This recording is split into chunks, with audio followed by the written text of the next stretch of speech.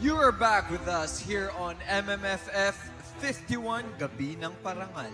At bago po tayo magpatuloy, pasalamatan muna natin ang Top Lex Advertising. At buhay na buhay talaga ang pelikulang Pilipino. Tama ka dyan, KK.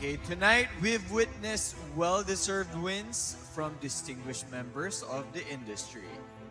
Indeed, Enchong, and we continue to honor these brilliant artists as we present the awards in our next batch of categories. Sino kaya ang mapapabilang sa prestigious roster ng acting awardees and best directors? Nauumpisahan na natin yan sa Best Actress. To present the award, please welcome awarded actress and MMFF Exicom member, Miss Boots Anson Roa Rodrigo.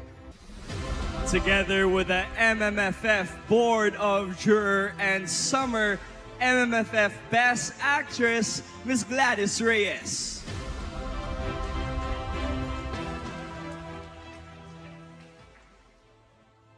Magandang gabi po muli.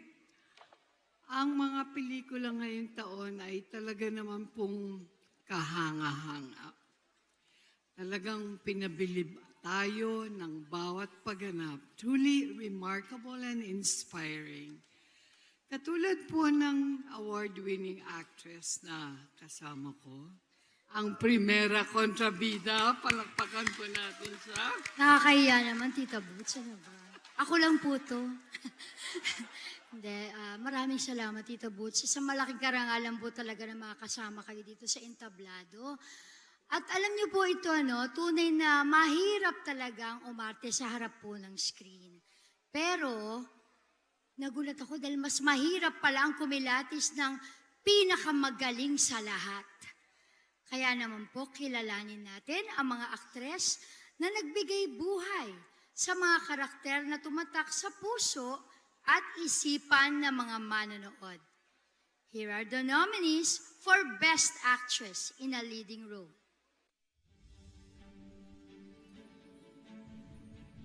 Nadine Lustre, Call Me Mother.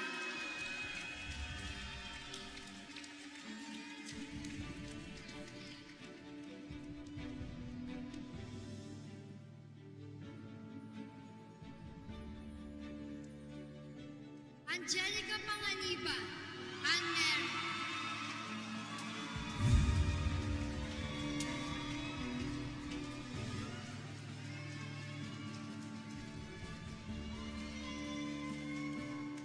Bianca De Vera, Love You So Bad.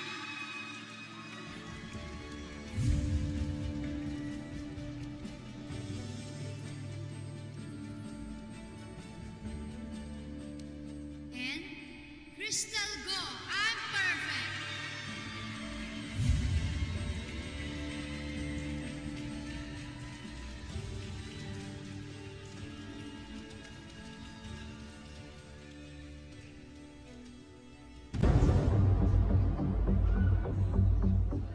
And the award for the Best Actress in a Leading Role goes to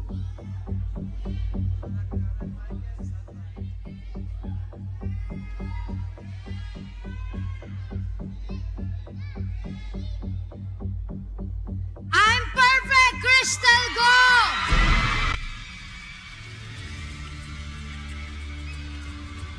To present the trophy is MMFF Executive Director, Attorney Rochelle Makapili Ona.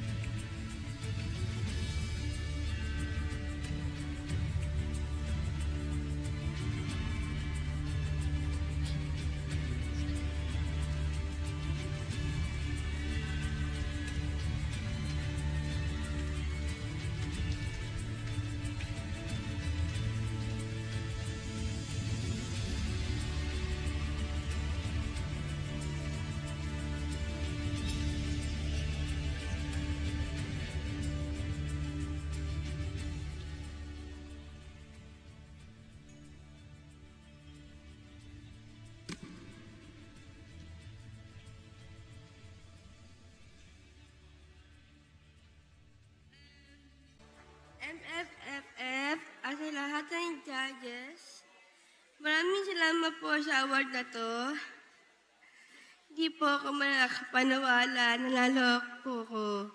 Mommy and Daddy, palpusin niyo to.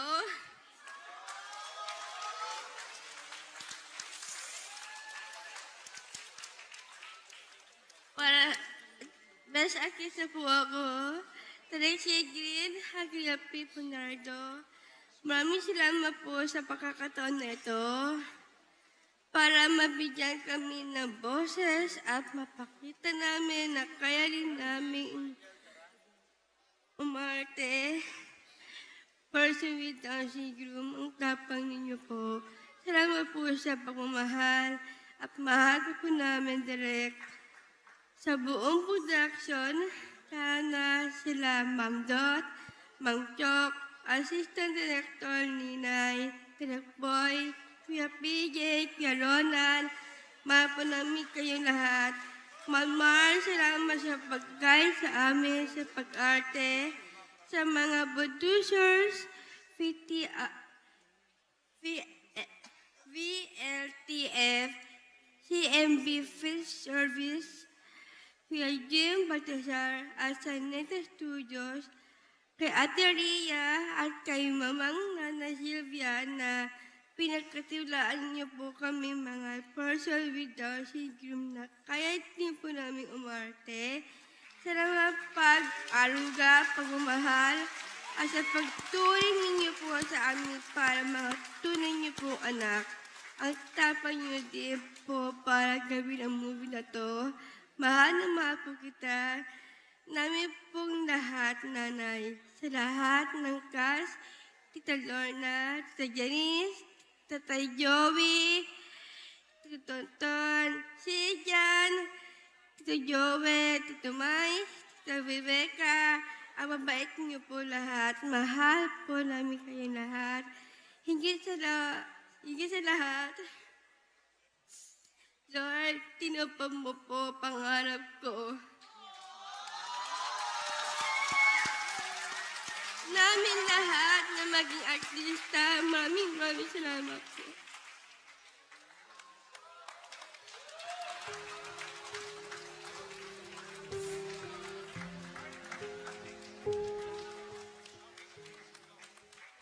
Ipas, Yuti.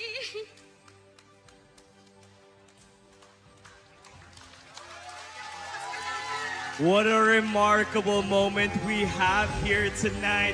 Ladies and gentlemen, our 51st Metro Manila Film Festival Best Actress, Cristel Go.